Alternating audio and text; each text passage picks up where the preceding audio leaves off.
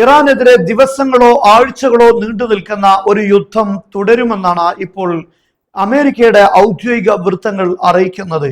ഇതിന് കാരണമായി പറയുന്നത് ഹോർമുസ് കടലിടുക്ക് സമാധാനപരമായി സർവീസ് നടത്താൻ കപ്പലുകൾക്ക് സാധ്യമാകുന്നതുവരെ ആക്രമണം തുടരുമെന്നാണ്. ഈ ആക്രമണത്തിന്റെ പ്രധാനപ്പെട്ട ലക്ഷ്യം വാണിജ്യ കപ്പലുകളുടെ സഞ്ചാരം സുഗമമാക്കുക എന്നതാണ്.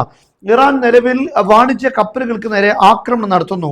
ആ ആക്രമണം നടത്താനുള്ള ഇറാന്റെ എല്ലാ കഴിവുകളും ഇല്ലാതാക്കുക എന്നതാണ് ഈ ആക്രമണത്തിന്റെ ലക്ഷ്യമെന്നാണ് ഈ അമേരിക്കൻ ഉദ്യോഗസ്ഥർ സൂചിപ്പിക്കുന്നത്. ഈ കാര്യം ട്രംപ് വളരെ വ്യക്തമായി പറയുകയും ചെയ്തിട്ടുണ്ട്. എന്നാൽ ഇവിടെ ഏറ്റവും പ്രധാനപ്പെട്ട കാര്യം, അമേരിക്ക ഇറാനുമായി യുദ്ധത്തിന് വന്ന പ്രധാനപ്പെട്ട ലക്ഷ്യം ആണവ റിയാക്ടറുകൾ തകർക്കുക, അല്ലെങ്കിൽ ഇറാന് ആണവായുധം നിർമ്മിക്കാനുള്ള നീക്കം അത് തടസ്സപ്പെടുത്തുക എന്നതായിരുന്നു. എന്നാൽ ഇപ്പോൾ അമേരിക്കയുടെ യുദ്ധമെല്ലാം ഈ ഹോർമുസ് കടലിടുക്കിൽ കേന്ദ്രീകരിച്ചിരിക്കുകയാണ്. ഇത് ഈ യുദ്ധത്തിലുള്ള ഇറാന്റെ വലിയ നേട്ടമാണ്. കാരണം ഹോർമുസ് കടലിടുക്കിൽ ഇല്ലാത്ത ഒരു അധികാരം ഇറാൻ പിടിച്ചെടുത്തിരിക്കുകയാണ്.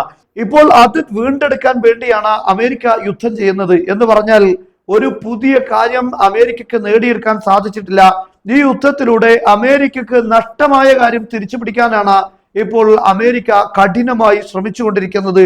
അത്തരത്തിലുള്ള ഒരു നീക്കമാണ് ഇപ്പോൾ അമേരിക്ക നടത്താൻ പോകുന്നത്. കാരണം ഹോർമുസ് കടലിടുക്ക് ഈ ഒരു 60 ദിവസമാണെങ്കിലും ശരി, അതിനുശേഷവും ഇറാൻ ഫീസ് വാങ്ങുന്ന ഒരു സാഹചര്യം ഉണ്ടായാൽ ലോകത്തിന് മുന്നിൽ ഈ കാര്യത്തിൽ പ്രതിപട്ടികയിൽ വരുന്ന ഒന്നാമത്തെ രാഷ്ട്രം അമേരിക്കയാണ്.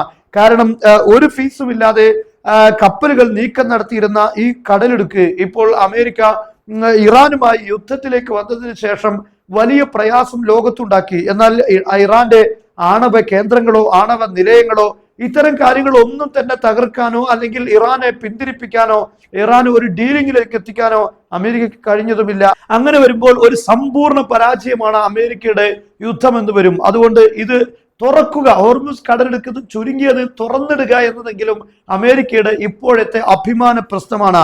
അതുകൊണ്ട് അമേരിക്ക ഇപ്പോൾ ശ്രമിക്കുന്നത് ഹോർമുസ് കടലിടുക്കിൽ ഈ കടലിൽ ബ്ലോക്കേഡ് നടത്താൻ, അവിടെ ഇത്തരത്തിലുള്ള ഇറാന്റെ നിർദ്ദേശങ്ങൾ പാലിക്കാതെ വരുന്ന കപ്പലുകളെ ആക്രമിക്കുന്നതിൽ നിന്ന് ഇറാനെ പിന്തിരിപ്പിക്കാൻ അവർക്ക് അവിടെയുള്ള സൈനിക സൗകര്യങ്ങൾ, ഹോർമുസ് കടലിടുക്കിനോട് ചേർന്ന സൗകര്യങ്ങൾ, ഇതെല്ലാം ഓരോന്നായി തകർക്കുക എന്നാണ്. അവിടെ കമ്മ്യൂണിക്കേഷൻ ടവറുകൾ തകർക്കുക, അങ്ങനെ തുടങ്ങി മിസൈൽ ഡ്രോൺ കേന്ദ്രങ്ങൾ തകർക്കുക, അങ്ങനെ ഈ ഹോർമുസ് കടലിടുക്കിനെ സേഫ് ആക്കുക എന്നതാണ് അമേരിക്ക ലക്ഷ്യം വെക്കുന്നത്. പക്ഷേ ഇറാൻ പറയുന്നത് ഹോർമുസ് കടലിടുക്ക് തുറക്കാൻ വരുന്നവരെ കടലിൽ മുക്കുമെന്നാണ്. എന്നാൽ അമേരിക്കക്ക് തീർച്ചയായും ഈ ഒരു നടപടി സ്വീകരിക്കണമെങ്കിൽ അവരുടെ വിമാനവാഹിനി കപ്പൽ, അതുപോലുള്ള ഡിസ്ട്രോയറുകൾ തുടങ്ങിയിട്ടുള്ള കപ്പലുകൾ ആവശ്യമായി വരും.